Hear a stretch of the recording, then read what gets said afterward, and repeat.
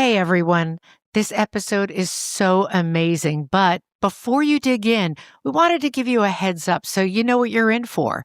Please be advised that sex addiction, as well as illegal pornography and suicide, are discussed. Listener discretion is advised. Want to skip the small talk and get into the heart of it? So do we. Life isn't about perfection, it's about connection. And together, we're building healthy relationships, one conversation at a time. This is Say It Here. Hi, everybody, and welcome to Say It Here. I'm Judi Franco. And I'm Corie Adjmi. Corie, I just have to say one thing. What? I know you're supposed to introduce her. Yeah. But I'm fangirling all over her. This is like my most excited I've ever been for our guest. We so have far. reasons for that. We're going to tell her. I'm so delighted to introduce to you today's guest. Her name is Maddie Corman. Some of you may already know her because she is an award-winning actress. She's also a writer, and most recently, she became a certified coach specializing in betrayal trauma. Maddie has been on the TV series Younger, Madam Secretary, Divorce, and many others. She's been on Broadway and off-Broadway, and her resume goes on. But today, we're going to be talking about something very personal to Maddie. Maddie wrote and stars in a powerful solo show that is now streaming on HBO Max. It's called Accidentally Brave, and it's the true and most definitely raw story of Maddie's life being turned upside down upon discovering her husband's betrayal and addiction. Today, we're going to be talking to Maddie about the heartbreak, shock, and shame she experienced when she learned of her husband's secret life. We're going to touch on the importance of creativity and how art was an essential part of her healing journey. And we're going to address recovery and what life is like for Maddie 10 years later. Welcome, Maddie. Thank you, Corie, and thank you, Judi. I can fangirl back at you. I've been listening to the show and I'm loving it. So thank you for having me. Oh, that's nice. You Thank made you, my Maddie. day. Yeah. I have to say, one of the things that makes me such a fan is, beside the fact that I think you're a hero / heroine, whatever they call you, is that we have a lot in common. Was an actress. I'm still, once an actress, always an actress, but I think, a lot of the same tools that you've used in your life to survive and to thrive. I'm also married to somebody who has been in recovery and who has been through addiction. And it's a fun ride, isn't it? Well, thank you for having me, and thank you for leading off with that. I know, Corie, I don't know you yet, but there is something when I talk about this where I immediately feel defensive and other, like nobody will get it and I'm going to have to explain. And just to start out a conversation, I can already feel my shoulders going down, my breath getting a little deeper. The fact that you said you know about what it is to be in the recovery world, married to an addict in recovery, the challenges of that. My story's really big and loud, but in the 10 years since my story got told so publicly, and then I chose to write about it, I've met so many people who are struggling, and some of them who are thriving, but very quietly and very privately. And that's one of the reasons I want to talk about this, even though it's hard to talk about, is especially sex addiction, I find, and porn addiction, which is what my husband's issue was. Not that I had any idea at the time, but now I do. It's really hard to talk about. And people who can keep it a secret usually do. And I get that. But that's why what you have done is not only so brave accidentally, but also how many people you have helped. And it's amazing to me because my husband and I watched your show together, the one-woman show that you did, which we got to see on HBO. We actually said we want to watch it again because we think there are things that we may have missed. But it was so important for me to hear it, for him to hear it. And there were so many things that we could both relate to about it. My first question that I want to ask you, you probably answered it a million times, but I want our audience to hear this. When you have a husband who is suffering from, or I shouldn't say suffering from, involved in a secret Yeah. life, and that secret life is addiction, is it first fear or is it first anger? It's delicate, and I'm not trying to dance around it, but once you hear the details, you'll know why it's hard to talk about. So I was married for, gosh, close to 20 years with my husband, 20 years, married about, I guess, probably 17, 18 years, working as an actress, kind of, but mostly hanging out with my three kids. I had 11-year-old twins and a 16-year-old daughter. And we had moved out of the city. We were living in the suburbs. My husband was working all the time as a director, producer of television. And this was one of the mornings I was working, and I was up and out of the house very, very early, which you guys have kids. You know, it was that delightful morning where you go, oh, I'm up before the animals are even up. Like, I don't even have to do anything.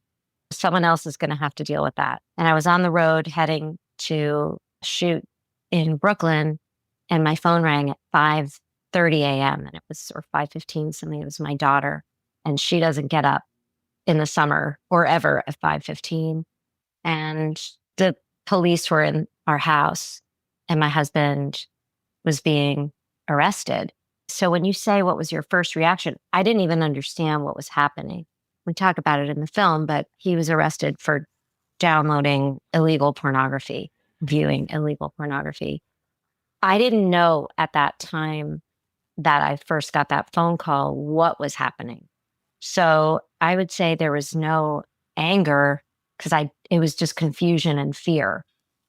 And I went kind of straight into triage of like, well, I have kids home, and who's going to be with them. I truly couldn't wrap my head around what was happening. I didn't really wrap my head around what was happening in terms of why he was getting arrested until later in the day. I couldn't believe that that would be possible. Are you saying that even though you heard it, it just would not sink in? I couldn't hear it. And I heard, oh, there's something on the computer. I truly was like, is he gambling? Like, I couldn't understand. And then I heard there was an image, but then there wasn't an image. So I was at work, and I was just in triage of, I know he's got to get to a lawyer. I got my brother to come over and take my kids. My father came over. You know, I'm really lucky.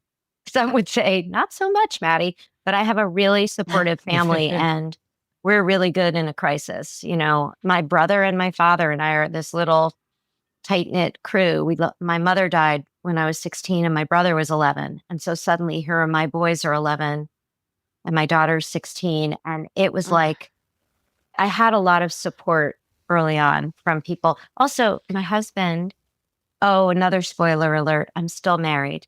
I am married to my husband 10 years later, which is sometimes I've told the beginning of this story and people have gone, well, when did the divorce happen? And how did the kids what's the custody arrangement? And, you know, that's not my story.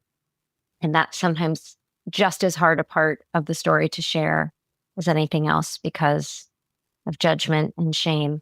But your question, Judi, it depended on the time of day that day. I think I felt all the feelings. I was frozen. I was numb. I was disgusted. I was angry. I was raging. I was terrified. I was horrified. I don't think I felt grief until later. Then that was really big.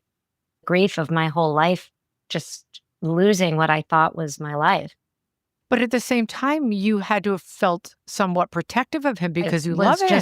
I didn't know what to do. I was also worried he was going to kill himself in those first 24 hours and actually beyond.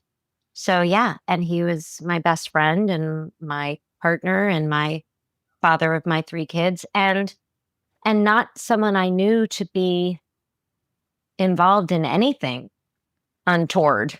And certainly, I didn't even know he was looking at any pornography, which seems silly now in retrospect, because it turns out he had a huge pornography addiction, most of it legal pornography, but not anything that I knew was going on. So the whole thing was just coming at me. I was in so much shock and yes, fear for him, fear for me, fear for the kids.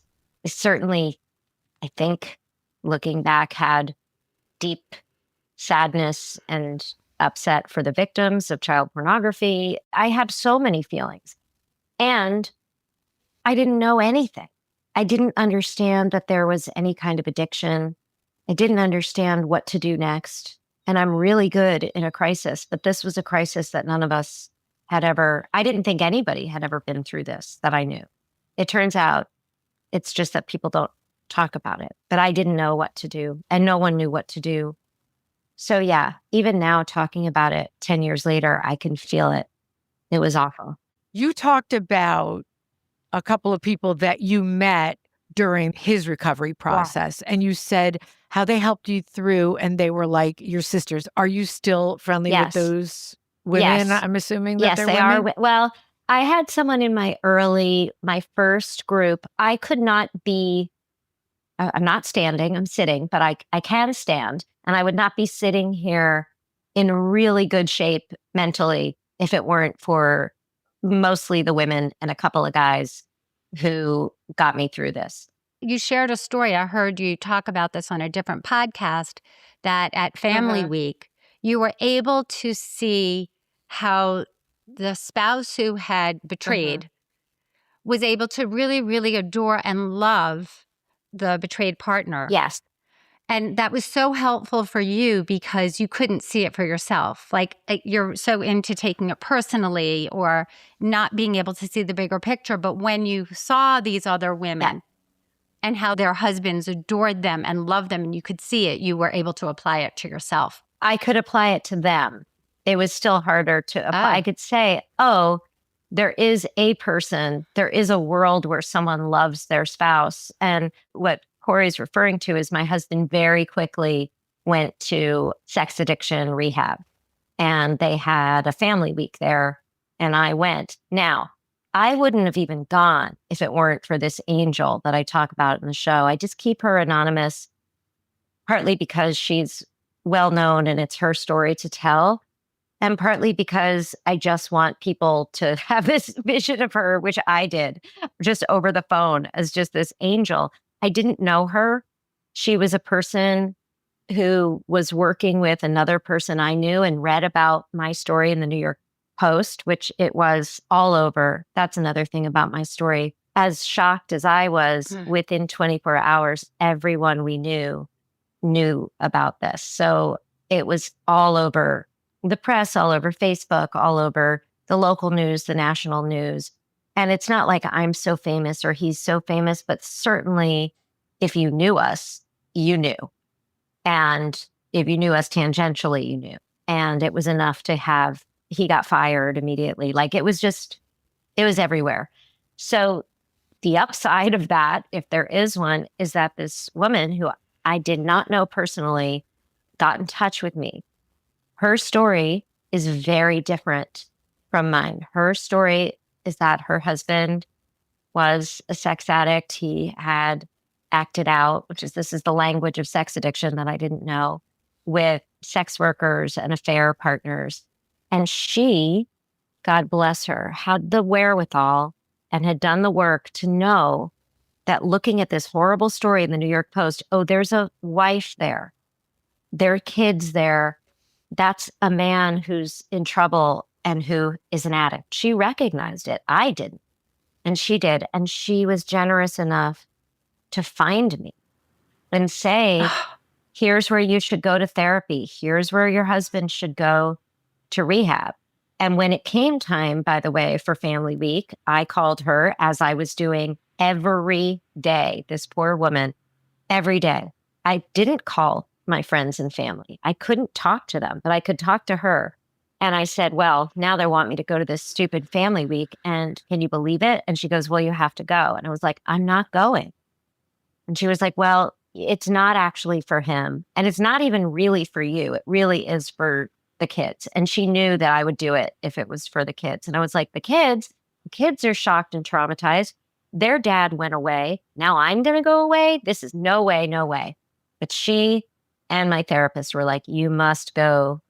Are we allowed to curse on the podcast? Anyway, You can Just do say whatever you want. anything you well, want. I said, all right, I'll go to effing family week. And my daughter, my 16-year-old daughter actually said, I think you should go.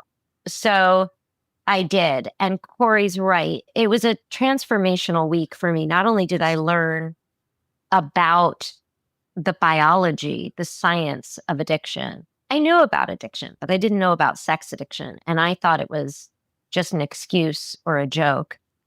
But I had people, not my husband. My husband was trying to tell me, and I was like, I don't even want to talk to you.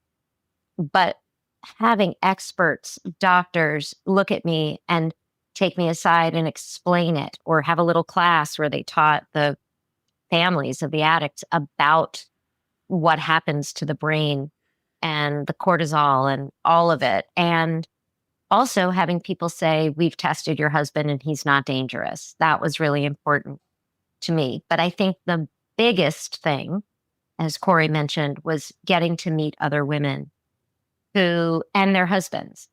And yes, the husbands seemed like really broken, really good people. And I could tell they adored their wives. And that helped me. And they didn't do what my husband did, but they did some pretty bad, if you excuse that simple word. They did bad things, but they were not bad people. And they were not the worst thing they had ever done. And I could see that about them, which took me a millimeter closer to being able to see it with my husband. I was not there yet. I did not have compassion for him, but I got there. Maybe I did, but it was really hard. I could see it more. And I believed these men. And I believed the experts that were telling me there's a chance. There actually is a protocol here. There is a recovery path, and you got to do the work. It was the first time I felt hope. I have heard, maybe one of you guys knows the statistics behind this, but I have heard that the recidivism rate for that particular addiction is higher than others. Maybe it's because you're carrying a phone around with you wherever you go. I'm not exactly sure. But the reason I'm asking that is, does he have to work on it every single day like every addict does? Well, I mean, I try really hard not to speak for my husband, but I would say that for me, making a choice to stay married to someone who's an addict in recovery, that I want to see him making that choice every day. That was my next question. It is a very big part of our life, my life, his life. And although his recovery is his business, I would not choose to stay married to someone who wasn't actively still working on his recovery.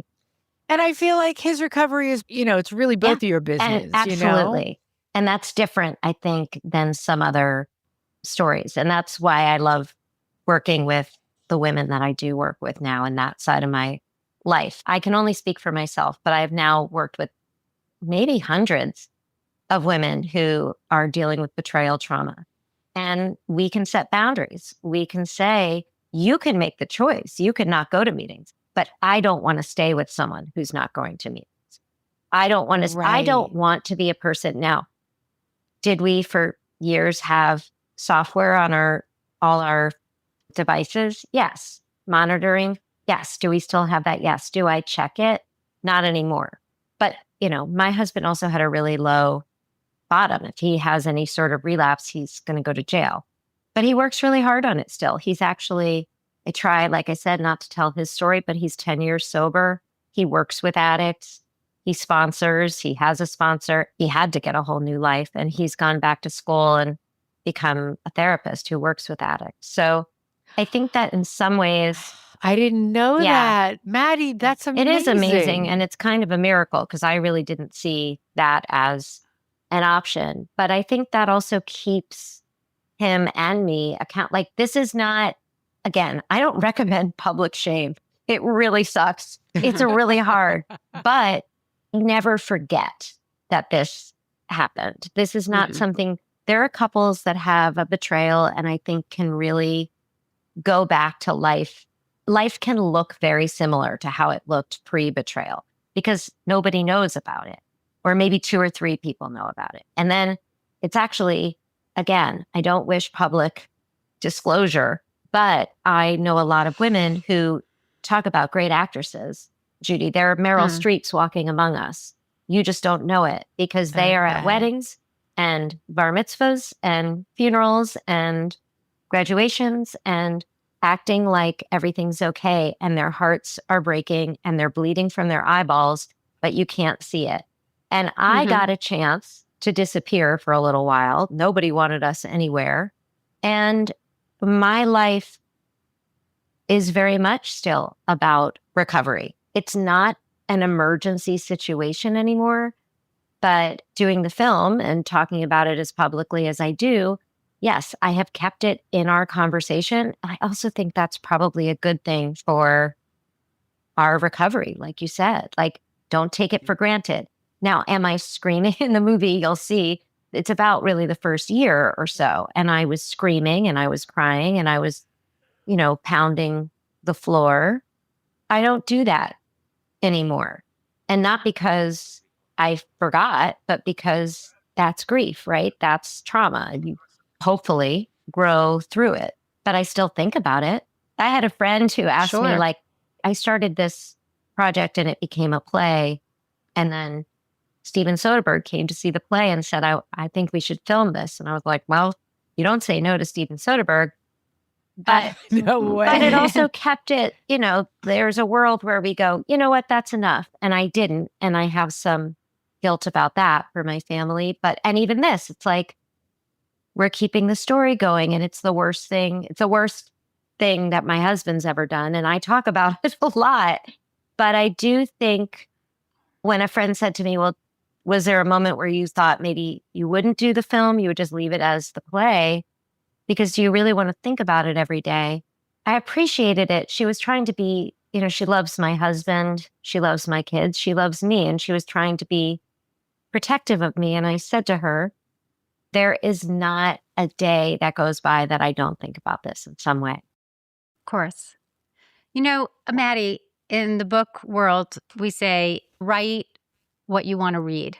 And I've heard you talk about that when this happened to you, you did not know where to go besides people, like information, books, films, whatever. And so that is a little bit of what inspired you to get writing. Yes. And how important art is and how it connects us and how it can make people not be so alone and not feel lonely when they know someone else has had a similar or shared experience. I'd love for you to talk a little bit about that process. Yeah, I think that loneliness is something that I couldn't describe with words. And although I did write this play, I didn't think of myself really as a writer. I trusted myself more as an actress and a storyteller. And believe me, the first 6 months, it's not like I was on the floor sobbing, going, let me write this down. But when I got a tiny bit better, a tiny bit more in my body, I did think, oh my God, I don't think I've ever felt this lonely. I don't know how to describe it other than to show it, and not to show it by cleaning up and coming on a podcast or doing a TED Talk and talking about it from this recovered place. But I did have this desire to show the depths, show the dark night of the soul. And if I were a songwriter, I probably could have written a great song about it or done some sort of painting if I were a painter. Or I guess I am a writer because I did write the show and I'm proud of the writing in the show. But I knew I wanted to be on stage showing that part, not talking about it, not talking about this is the epiphany I've had, but actually be in it, because I didn't know anybody who told me about that. And I had never seen it. Now, my angel, when I would call and say, I've never felt like this. I have rage coming out of my ears. I feel like I'm going to die. I feel like there's something on my chest. I can't eat. She was like, uh-huh. And my therapist was and continues to be phenomenal. I was very lucky that my angel put me in touch with someone who specializes in sex addiction and betrayal trauma. But I know a lot of women now and men who have been traumatized by their therapists who don't know about this. And to go with the amount of shame and fear that I was feeling into a room where somebody was also full of fear would not have been good. So I had great help. I was very lucky. And having someone who had gone through it was what really, really started to heal me. And so because I didn't see it in any movies or any TV show or any theater, and I think part of that is the addict gets to tell the story. There's a lot of movies and beautiful plays and films and songs and art about the addict at his or her breaking point and coming back. But there's something about when it's the partner or the family, it's like we're not supposed to talk about it. It's not really our story. But I had a story. That's why I'm so happy. Yeah. And if I could just interrupt for 2 seconds. Mark, my husband he doesn't read a book, and he definitely would not see a traditional play.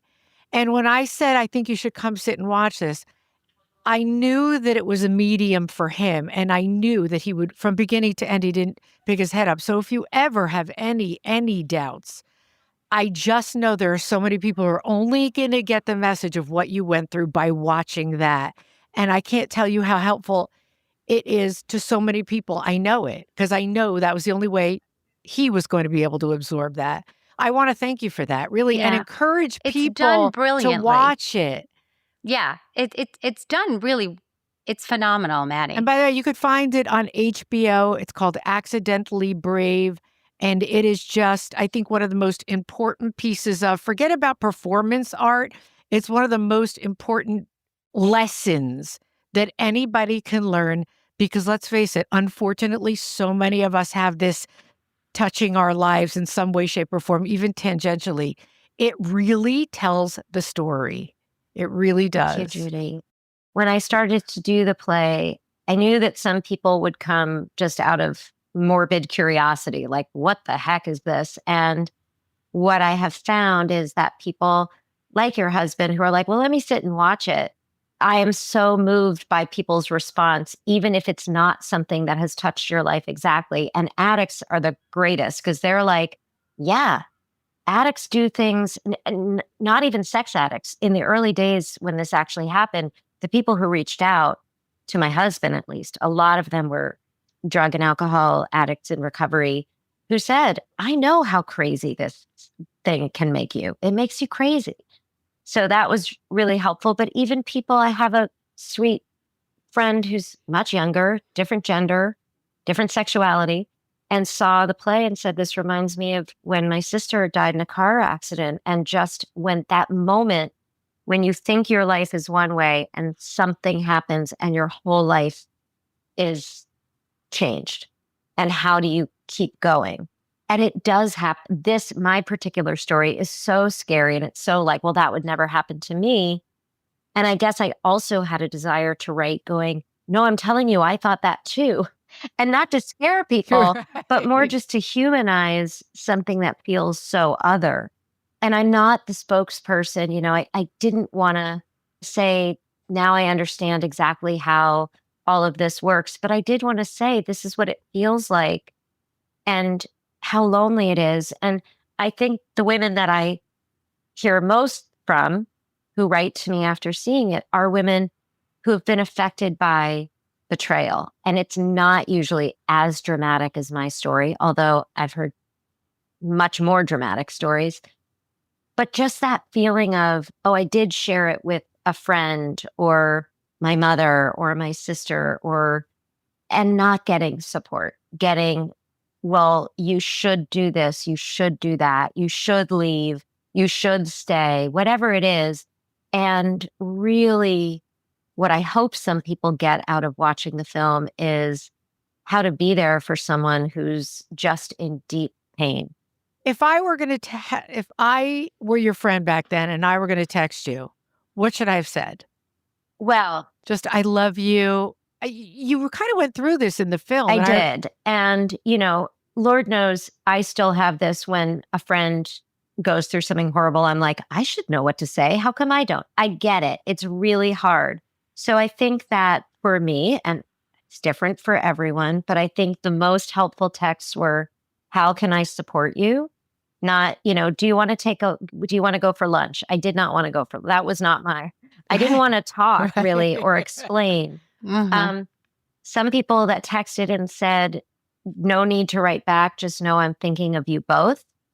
A lot of people reached out to me, but knowing that some people were also praying and holding my husband, who had been a really good friend, a really good family person, I was worried that he wouldn't have any support. And it actually was very helpful I talk about my angel again. One of the first texts she said is sending love to you both. And just that very simple text actually was really helpful for me. I wasn't feeling loving towards my husband in those days. I didn't want to carry everybody else's anger towards him as well. Less texting and more doing, food. It's the kind of thing where nobody knows what to do. If my husband had died, God forbid, we would have had food at the house, but people didn't know what I needed. But I was having a really hard time feeding myself and my family. And my husband, before he went to rehab, was terrified to go out. I didn't really want to go to the market. This was 10 years ago. There wasn't, and we're in the suburbs. So it wasn't like we could order everything all the time. And there wasn't Zoom. So it was really lonely. And there was one woman who dropped off groceries at my doorstep. And it's interesting. She had lost her mother to suicide not that long before this happened. And there was something that she just knew to bring. She said, send me your shopping list. And I'm not going to talk to you, but I'm going to leave it at the door. And that was so helpful. I can't even tell you. And also not taking it personally. I think, what not to do is go, well, are you still upset?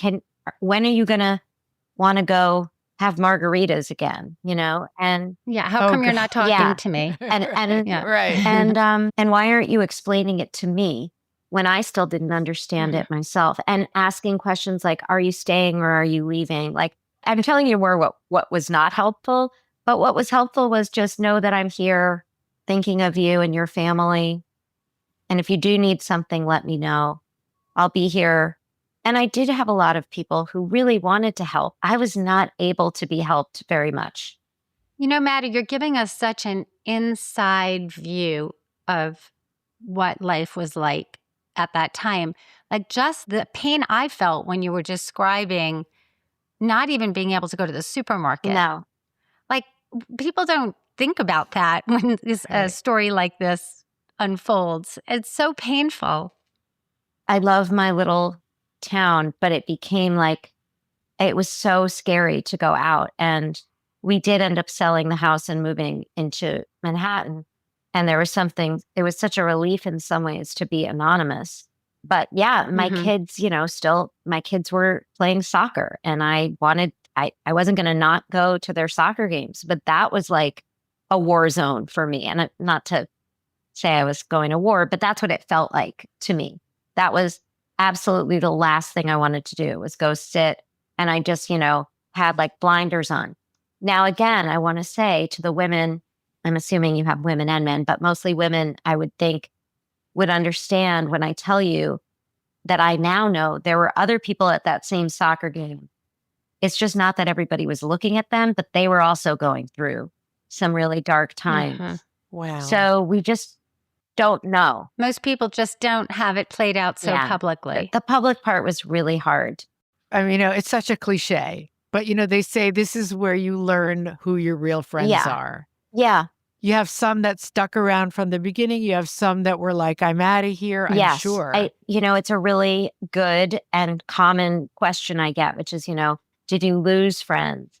And I think what I've come to realize is, yes, and I've gained friends. Like the friends that stuck around, the friendships are so deep.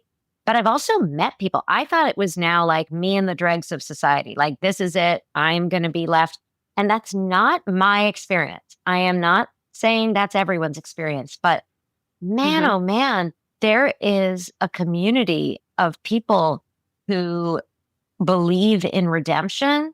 And it's not what I thought it was going to be. That's all I'll say. I have too many people that I adore in my life right now. And I thought that was done.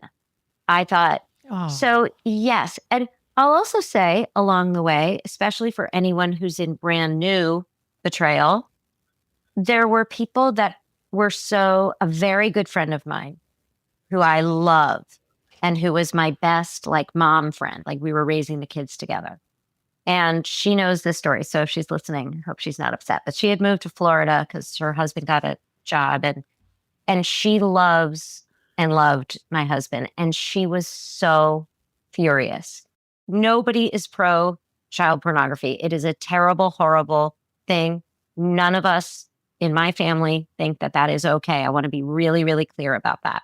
And my friend was clear about that, but that wasn't what she was. She was upset that his actions had hurt me and the kids who she loves so much. And she couldn't, her anger was so visceral that it didn't feel okay for me to be around. And it didn't feel good for me to have my kids be with her, even though she loves my kids so much. I don't want to call her dangerous, but I needed my kids to be able to have whatever feelings they were going to have. And I didn't want them to be around people who thought their dad was terrible. I wanted them to be around people who loved their dad. And if they felt mad or sad or confused, that was all fine. But I wanted them to I didn't want them having to defend their dad to somebody else. And I told her that. And she said, I understand. Because she wasn't someone I could call and say, I want to stick an ice pick in his eye, but also I want to hold him. And I've never seen him this vulnerable or this loving. I had other people I could call to do that, but I couldn't for a while. And I will say that I thought that friendship was gone, and it is not. So that's what I want to share with people. She has come back. They did that. I had nothing to do with it. That's something I've had to learn. I was super enmeshed and codependent in every relationship and was sure that I would have to fix that. I didn't fix it. My husband, through his behavior and through time and through reaching out, and Lisa, my amazing friend, who went, you know what? I was scared. I was angry, and I pushed you guys away, and I am proud to be your friend now. And we are very close with them, the whole family, again. So the answer changes with time. And there are also friends who I felt so grateful. I felt like I had to be grateful, whoever would stick with me. And there are some people where they stuck with me, but it was conditional, so now I get to choose. But I'm proud of my family, and we're a good time. We know from trauma, but we love being together. Like my kids also choose to be with us now. They don't have to. I have twins. They're 22 and my daughter's 26. They don't have to hang out with us. My son's like, well, I don't want to hang out with you, but they do. Not all the time, but maybe you're better now than you ever would have been without this. What I'm hearing is, I was going to say, what a journey, but I happen to know you both hate that word. So I would say, journey. what do I know? She starts her film saying that. I know, but what a ride of forgiveness, grief, anger, sadness, hope, redemption.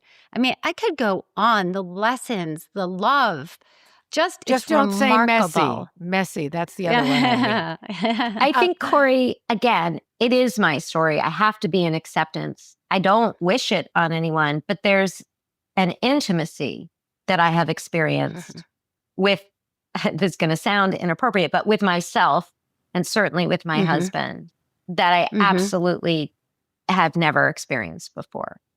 And I didn't know that. And when someone early in this process said, oh, there's going to be gifts, I was like, I don't even want to go. I don't believe you.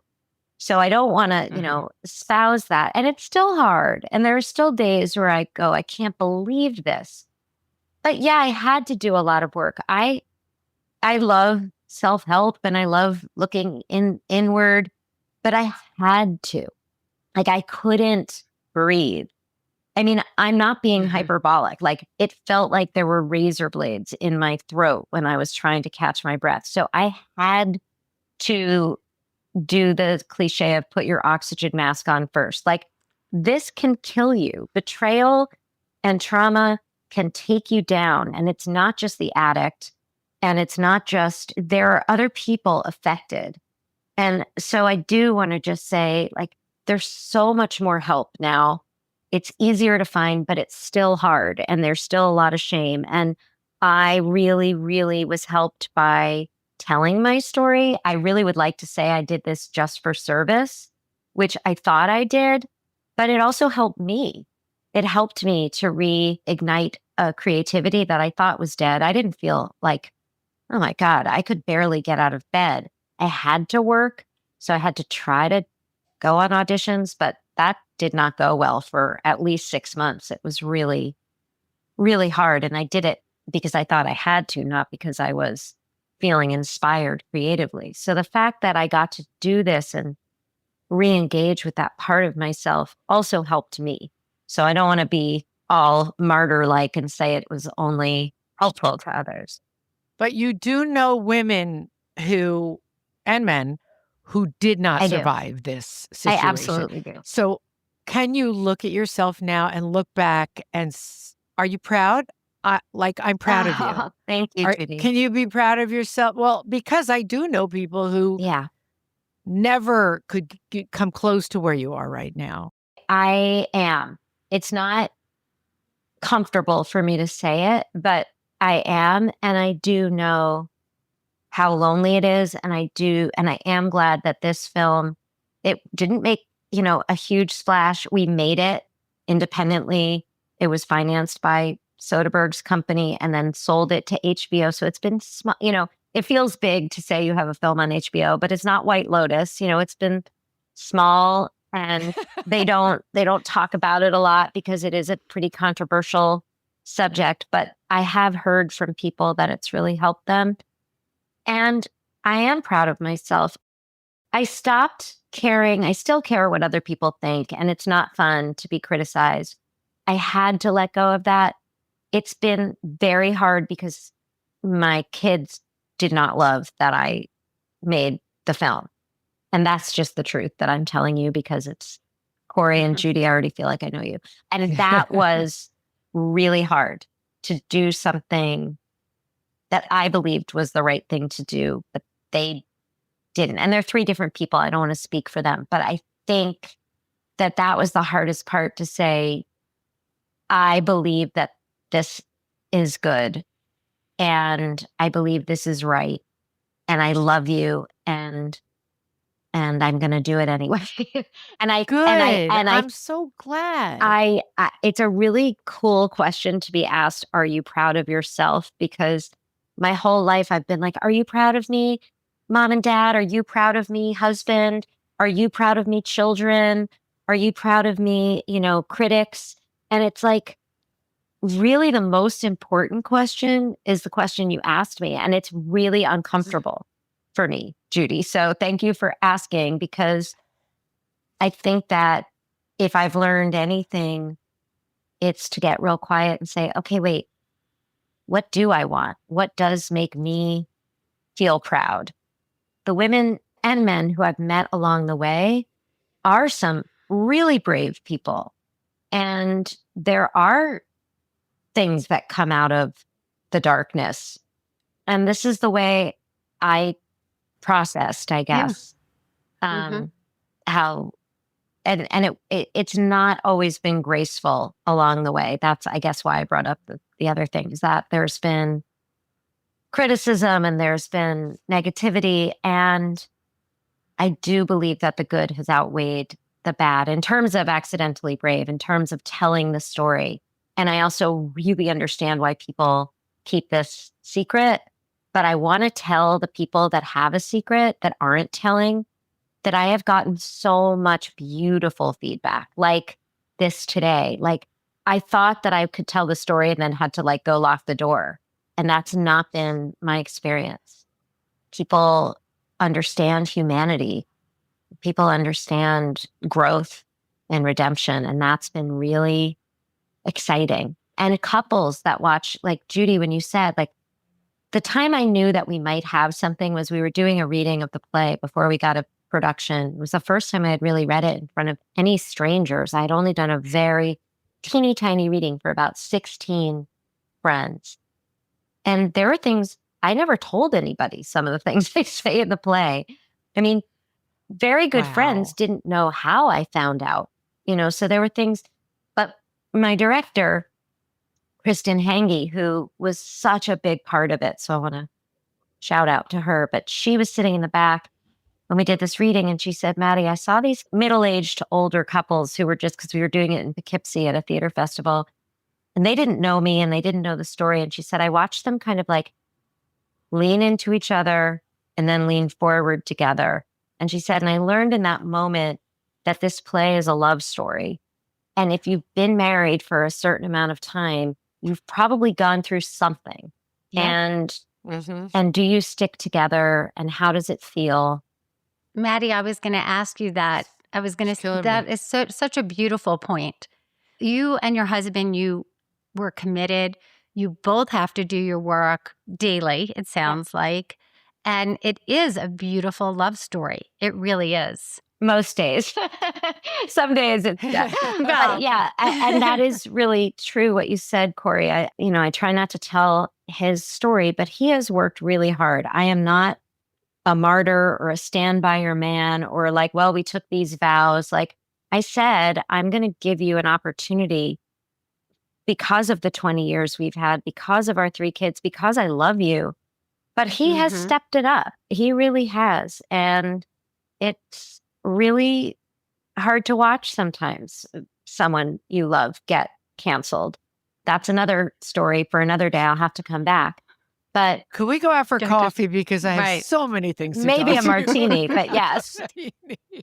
Your angel must be so proud of you. I think so. I think she laughs because she's like, at one point I had said to her, how can I ever repay you? Because she really has everything. She's so gorgeous and she has a lot of material success. And so I said, what can I there's nothing I could ever do. There's nothing I could ever give you.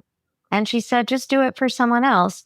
And so she laughs when, she came to a screening of the film and she was like, I think I just meant like make a phone call. I think she is proud of me.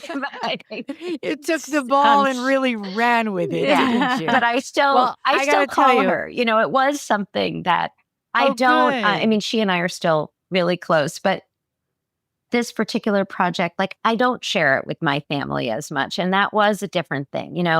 I had my girlfriends come to opening night. It's a different kind of project. But she is someone that when the movie sold to HBO or when I get a letter from someone who was affected, I'll send her this podcast. There are things where I do want her to know that she saved not only my life, but any life that I'm affecting or helping is because of her. Well, I wanted to send some love her way, and I didn't know you were going to send her the podcast, but we want to send love to your angel too, because absolutely, what a beautiful thing. Everybody should have one like that. Wouldn't that be wonderful? Can I say one last thing? You can say a million my things. Story is pretty tough to handle, and it's upsetting. And this angel reached out to me, and I want to be that. There are people who reach out to me whose stories are, dare I say, worse. They are different and worse or feel unfathomable to me. And I really try to take a breath and say, if my angel had said, I won't talk to her because her story is different, then I wouldn't have been okay. So I really try to look at the person who's hurting and not what their partner may have done. And I hope that all of us can do that for people. People do what they feel comfortable doing, but I'm really glad that someone saw that my husband was not a terrible person before I could even see that. It really That's amazing. That is. Maddie, before we go, since we can probably talk all day, do you want to talk a minute about the work you're doing now as a coach? Yeah, thanks for asking, Corie. What happened was when I started to do the play and press started coming out, of course, I got some negativity, but I also got a lot of people reaching out and saying, can you talk to me? Can you help me? Can you give me resources? And even outside of the play, just because I was so public, friends of mine who had something happen or had a friend, so friends of friends. And it actually became almost unmanageable. Like I didn't have the time, and I didn't have what I felt like were enough skills. My therapist said, you do have the skill, but I'm a nice Jewish girl. I had to get some training. So I went and I got my coaching certification, and I work privately. People contact me through maddiecorman.com, and I do one-on-one coaching, mostly for betrayal trauma. I work with couples. I work with partners. I work with a practice called Helping Couples Heal, which is an online coaching practice. I also do groups there. I have a group called Accidentally Brave, and it's for partners affected where the acting out of their husbands had legal ramifications. But I also have women's groups that are just good old betrayal trauma. That has become a part of my life that I also balance because I'm still acting and writing, but that's become a really big, important part of my life. Talk about taking something negative and turning it into a positive. You don't stop. That's amazing. I lie down a lot.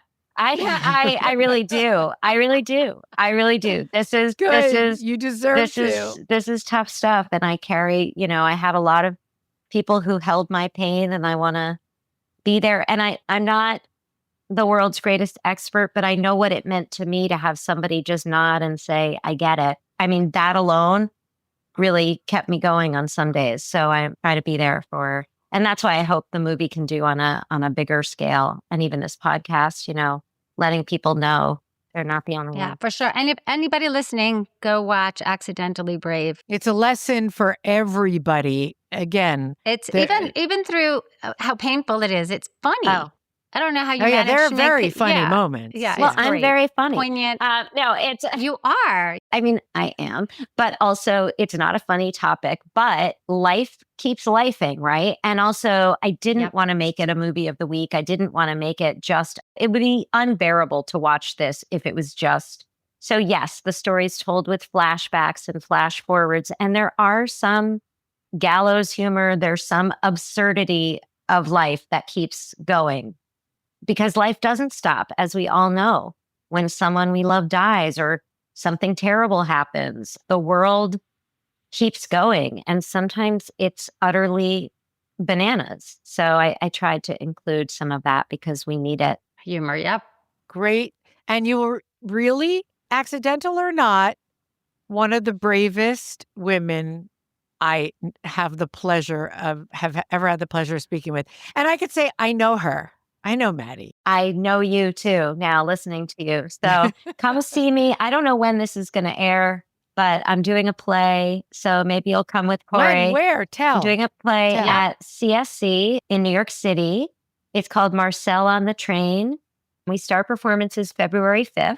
It's a beautiful play about Marcel Marceau, before he was a famous mime, was part of the French resistance. And he actually saved a number of Jewish orphans and got them out of occupied France and across the border to Switzerland. What?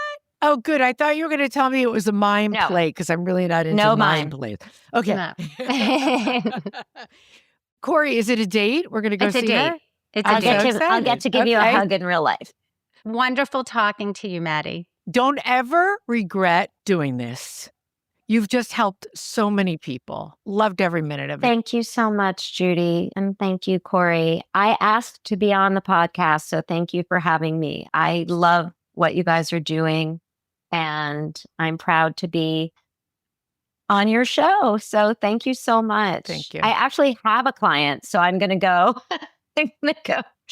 Goodbye. Enjoy. Go fix people.